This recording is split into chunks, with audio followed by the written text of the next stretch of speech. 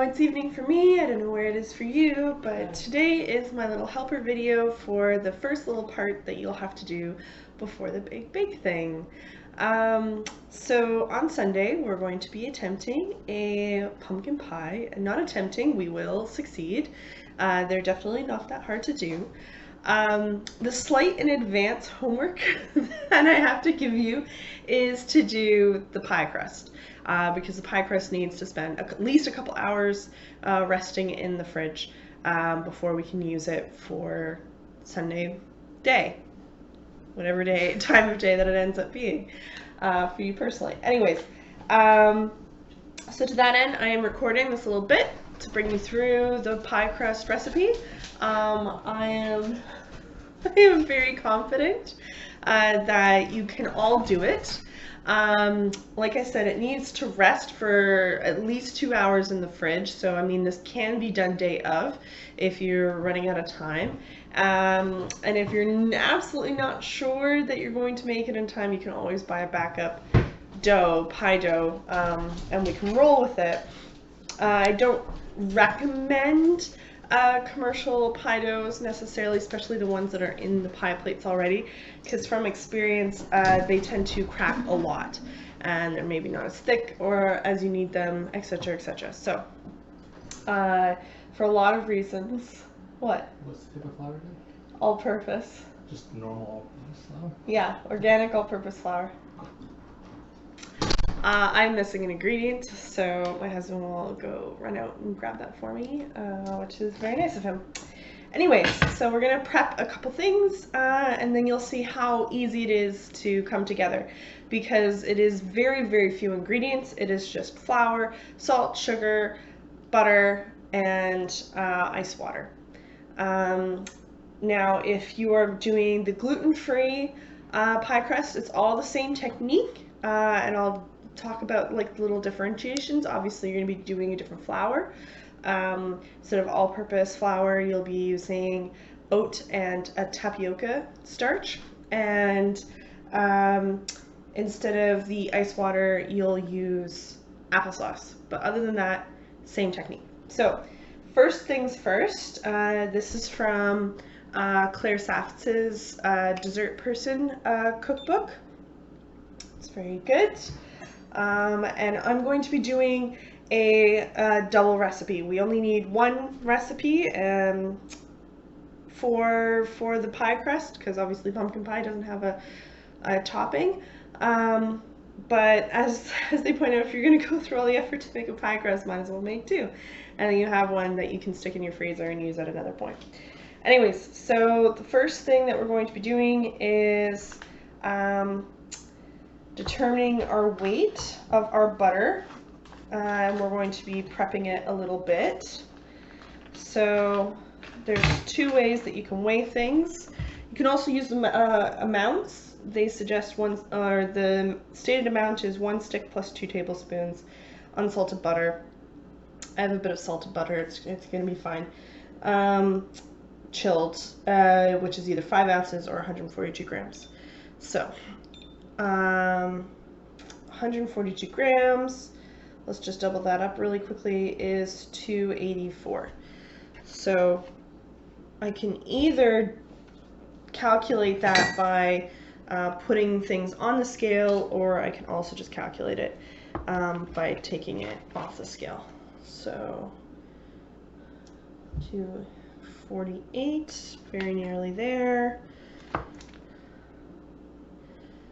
282. I wanted 284, so I think I'm just about fine. Anyways, that's that for the butter. All good. I'm not going to be using that again until we get to the flour part of the episode. But I'm just going to move this into deeper focus. So, for prepping the butter, I have 2 little glass dishes here. Because I'm going to make the butter into 2 different ways. And in between, you can rinse your knife in hot water to help make the butter slicing easier. So I'm just going to do that really quickly. So you want about half and half. I think I move just a little bit more over. It'll be about half. Yeah, anyways. And you're going to be doing some slices and some tiny little 8-inch pieces. So for the slices,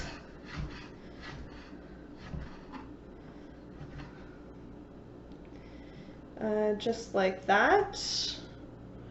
So all along the side of the knife. My butter's been out on my counter for a hot second, so it is a little bit melty, which is the #1 rule that I'm breaking when it comes to making pie dough, because your butter is always supposed to be cold, cold, cold. But I'm just going to prep the butter, and I'm going to get it back into the fridge, and everything will be fine. But it is already getting a bit too warm. And the reason why you want to keep your butter cold throughout the pie crust making process is you don't actually want there to be a homogeneous pie dough. That would make a very kind of a very sturdy pie crust, let's put it that way, one that is very hard and solid. Whereas if what you end up doing is mixing in all of this fat in the form of butter, and you keep the fat hard, then the layers of the pie crust are going to end up flaky in your end product. So just like I said, just slicing it into sheets like that. And we're going to be incorporating this into the dough in 2 different ways, which is why we're separating out the butter into 2 different phases. So I'm going to put this in the fridge.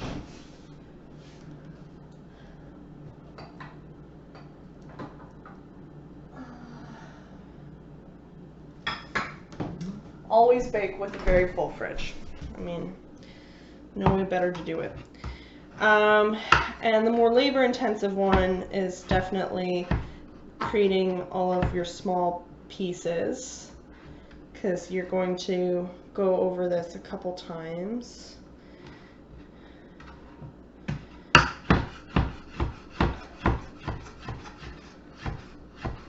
In order to get it to this product. So yeah, it's in finer chunks, and when we get to the incorporation of it into the flour, it's going to be done first, and you're going to be crumbling it in with your hands until you get like a pea consistency, which we'll go over a little later. So yeah, so for now this is what we're doing. Re-wet your knife if you're having difficulties. This can't take all day. It's just chopping butter. How hard could it be? Who knew?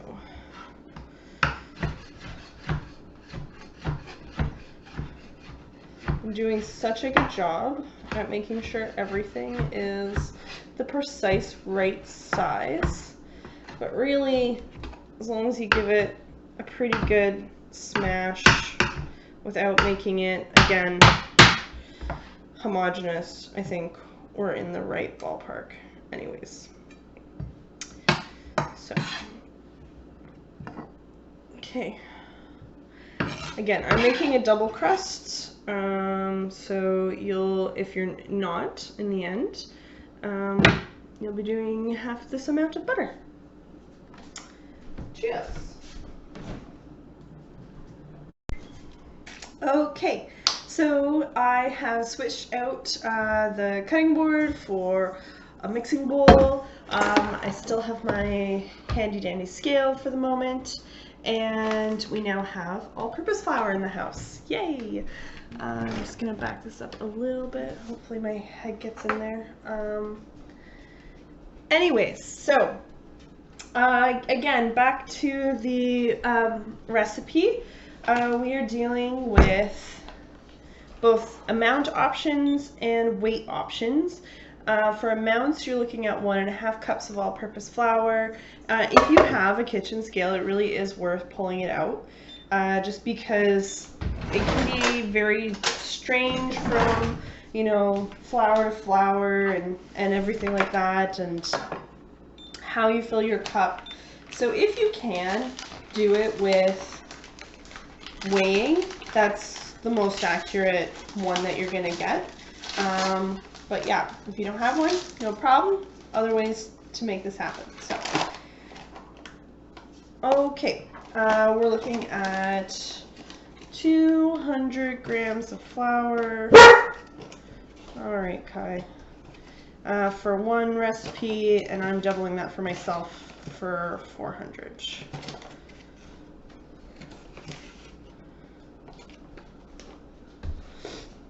A little bit over. Bang on. Excellent. That's what we're looking for. Okay.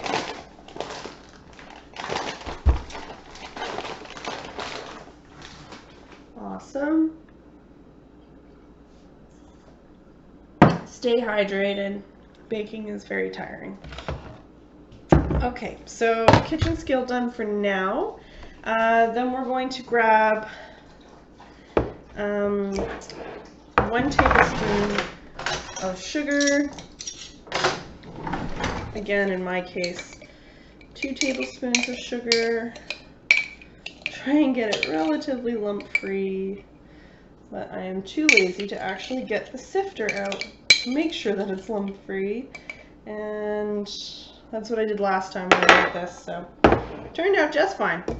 And 3/4 teaspoon of diamond kosher salt, which is 1.5 teaspoons. I'm using salted butter though, so I'm just gonna make the exact decision to just put in 1 teaspoon of salt for myself. So 3/4 teaspoon though normally if you're using like an unsalted butter.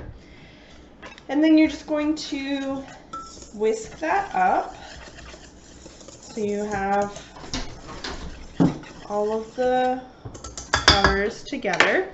And now is where our butter comes back. So first we're going to take the butter that we cut into many small pieces, and despite the short stay in the fridge, it has firmed up nicely for us. I'm going to work it out and into the dough. Much better, easier, safer, whatever, for not overdoing it if you do it with your hands in a mixing bowl. It's also pretty easy as compared to with a food processor. But I know that food processors tend to be very popular on the internet. Anyways, so what I'm doing with this, hopefully you can see,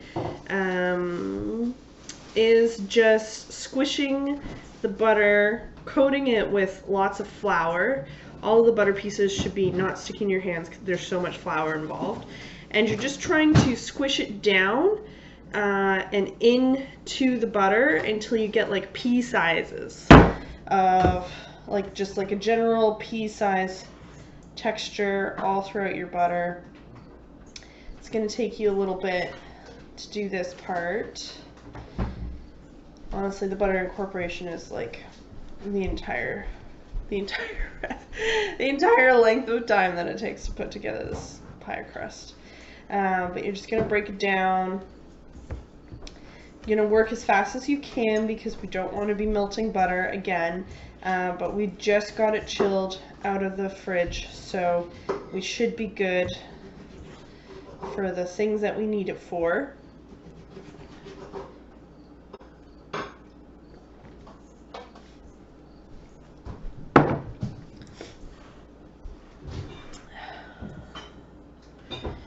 Alrighty, so the only other thing that we've done in terms of preparation is that we've already prepped our ice water. We've put ice into some water because of our short little delay getting some additional ingredients. Maybe the ice has already melted a little bit, but I'm sure it'll be cold enough for our purposes, so it'll be fine.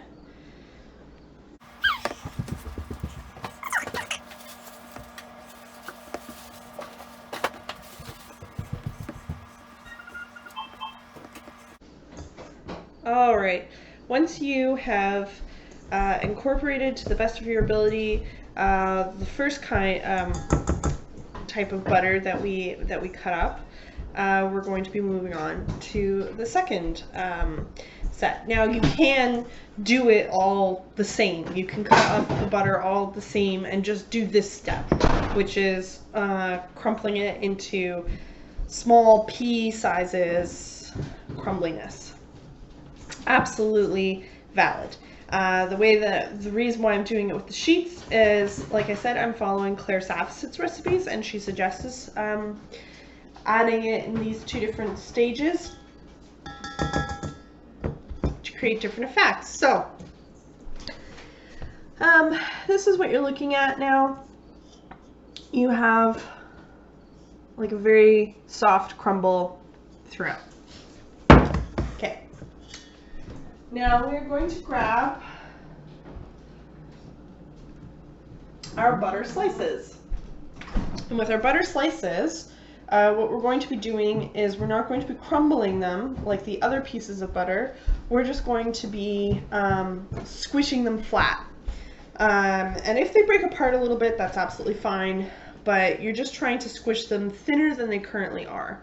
And this is going to give you two different forms of butter in your final product of the pie crust. You're going to have the small bits that are a little bit more homogeneously incorporated, although it's still heterogeneous as well. And then you're going to have kind of these streaks of butter, which will really help with the lamination effect that you want out of your pie. So I know that things are slightly stuck together, so you're going to unstick them a bit, kind of separate them from each other, toss them in the butter again, in the flour, sorry, again, and then, like I said, you're just squeezing it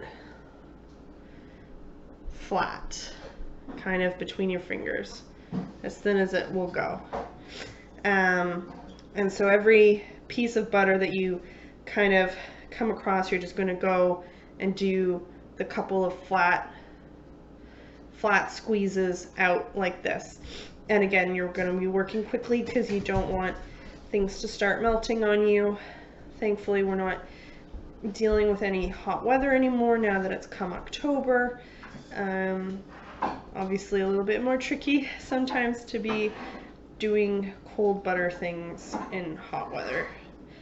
But just squeezing each piece that you got in there flat at this point is really all that you're trying to do. Just go through, find the ones that you haven't squeezed flat, and squeeze them flat. So really all we've done, hi Lonnie, hi, get down. Really all we've done at this point is measure out butter, slice butter up, put it in the fridge, measure out flour, add a little bit of salt, add a little bit of sugar, mix that up, and then added the butter, started squishing butter with our hands. So really not that challenging at all so far. Pretty easy.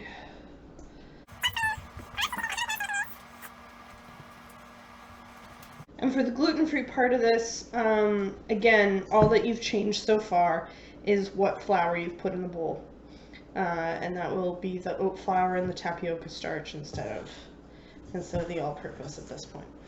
All right, now that we've worked it in, you're gonna have it look like this. So you can clearly see a lot more chunks of butter amongst that from the larger pieces that I've flattened. And that is not all, you know. Anyways, so right now what we're going to do is adding the ice water into the dough, and this is where it's going to coalesce into an actual dough for us. So the directions say to slowly drizzle 5 tablespoons of the ice water, avoiding any ice, and you're going to toss constantly with a fork to incorporate, and that'll just help keep the butter, again, cold. But you're going to be adding your hands back into the process in a sec. So, I'm going to try a large tin fork. We're just going to take 1 tablespoon at a time. So that was 1, 2,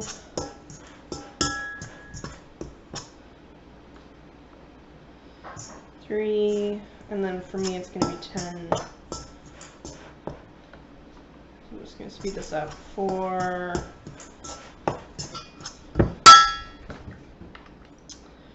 5, and this is what I'm doing to toss, just tossing.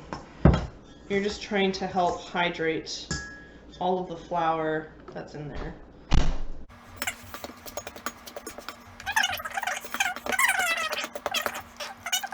And all of this in the gluten-free recipe is just going to be replaced with the applesauce. Bit by bit, adding it as well to get that hydration of the flour. All right, so now that we've done that, we're gonna sort of bring things together. And this is where we are gonna be pulling out our dough onto our surface. And I like to just use a silicone mat to make it the absolute easiest possible. Anyway, so you just kind of need it to hold together, and the parts that are holding together are what you can start taking out onto the mat.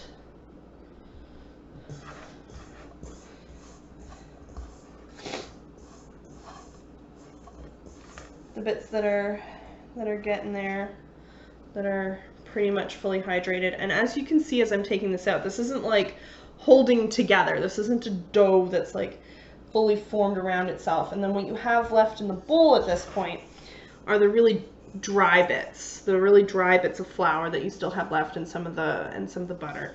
So then you can start adding a little bit more water as necessary, kind of only at a teaspoon at a time. This is why I said earlier that exact measurements of how much you were adding isn't a huge concern, because you're going to get down to this point anyways, where you're just looking to hydrate the rest of the dough in the same manner, and everything that's like kind of holding together is going to come out of the bowl when it's ready.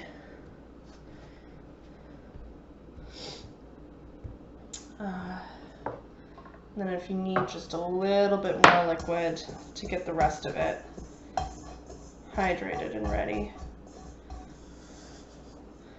you can. So hopefully this is capturing on camera just how like not super doughy this is. I still have some dry bits kind of like in amongst my little mound here. But I've kneaded it into the dough or whatever. Anyways, and now I am going to use some plastic wrap.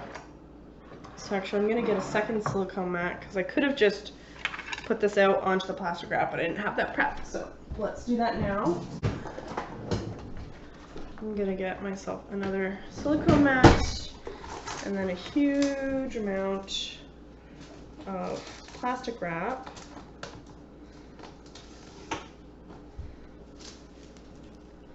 Go on the surface here.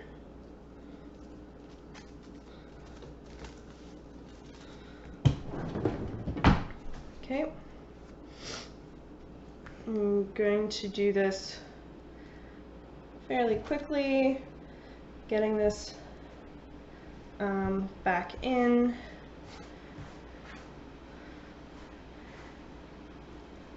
And the reason why we don't have to worry too much about like these like dryish bits of flour is like the moisture is gonna travel through the dough as it's resting in the fridge. And then you're just gonna wrap it really well, like this. And then you're going to make it into so much dough when you're doing a double crust, my gosh. You're just gonna flatten it into about a rectangle parcel. What do they say, 3/4 inch thick? And you kind of want to force it into the edges so you're not dealing with any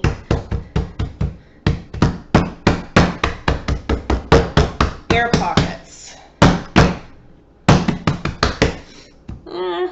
That feels like 3/4 inch. I'm gonna get more plastic wrap. All right, so this is my parcel. And if you're doing a double crust recipe like me, all this means is that when we take it out of the fridge in about 2 hours, we're going to cut it in half, and then we'll be ready to go. If all you want to do is this, that's absolutely fine. You can use the dough like that, and on Sunday after having rested for 2 hours in the fridge. If you want to do a little bit more in order to make sure that your crust is extra flaky, keep watching and I will show you the next interim steps. Oh yeah, for the gluten-free pie crust recipe, just to wrap up, as we added the ice water, you'd be adding the applesauce, kind of slowly incorporating it. In the recipe it says about a half cup for one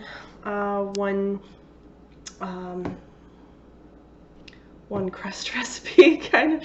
Anyways, and then you're also going to be like waiting for it to like kind of come together, and as it's coming together, toss it out onto the plastic wrap, as I did with the regular one. So you might not need the full half cup of applesauce. It's to add moisture, just like with the regular recipe. And I think the reason that they suggest applesauce is not going to taste aptly in the crust. Trust me, I've tried. I think the reason that they use applesauce over ice water for the gluten-free one is just to add a little bit more of that structure and holding together without adding eggs to the pie crust recipe, which I think is very smart. Anyways, for you, yeah, same technique. Fold it into some plastic wrap immediately. Gluten-free dough is definitely easier to work with. Without touching it directly, it's gonna like stick all over your hands, but like wrapping it up into the plastic wrap, patting it down, same thing, stick it in the fridge, you'll be ready to go. All right, so day 2, we're going to be doing that quick little interim step that I mentioned before. So in order to get that done, you're gonna take 1 portion of crust. So I've already split mine into 2. I've put the other portion back in the fridge for now. Again, as much as possible, we want to keep the butter chilled in between. So it's going to be really, really quick. We're just going to flour our surface. We're going to move our dough parcel out onto it, and then we're going to flour it a bit on top. Quick PSA, if you are doing the gluten-free crust, skip this step entirely. Just leave it in the fridge, and we'll start from there when it's time to do the pie crust. So this has been out for like a few minutes. It's been kind of loosening up a little bit, and sort of help it loosen up just a little bit more before you start the rolling process, you're just gonna whack it. And when you whack it, you kind of want to bring it down and then just let it fall. So you're not really like striking it with a whole lot of force, you're just kind of letting it fall.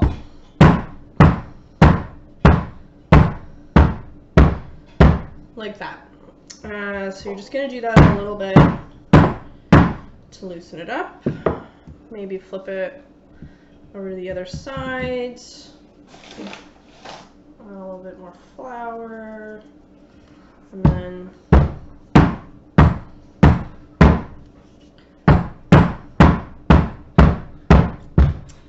and don't worry, we'll do more whacking like this when we start rolling out our pie crust for the pie. So if you skip out on a step, you'll still get some wax in. Now, when we're rolling out this one, we're rolling it to about, I'm going to double check, but I think it's a 1/2 inch to a 3/4 inch thickness. On the mechanics. And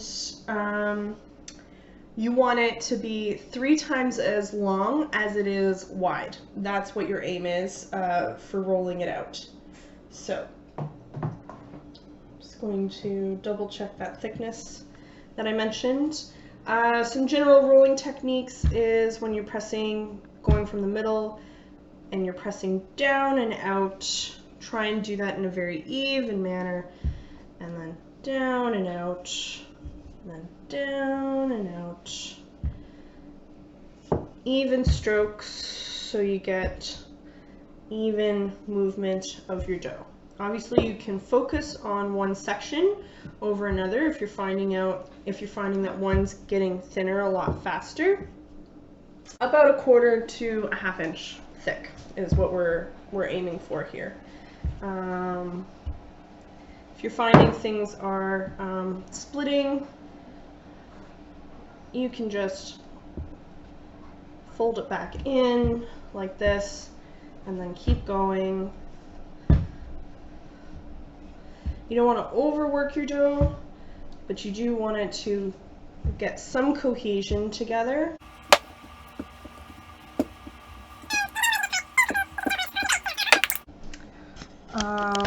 This is the result of having all of those like large pieces that we just flattened with our fingers. You can see some very defined bits of butter in the dough.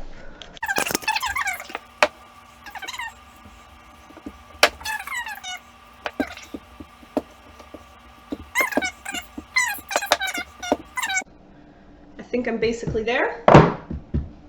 And then we're just going to do a letter fold. And then once we've done this letter fold, we're going to wrap it back up and pop it back in the fridge. And so like literally this is taking, even with all of my starts and stops and explanations, well under 10 minutes to do. So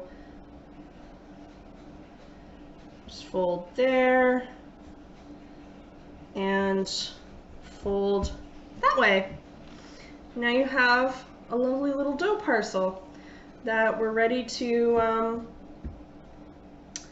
work with come Sunday. So I'm just going to wrap him up again as tightly as I can in my plastic wrap.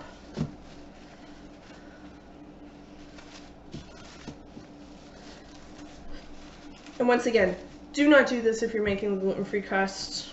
You're gonna have way too much tears.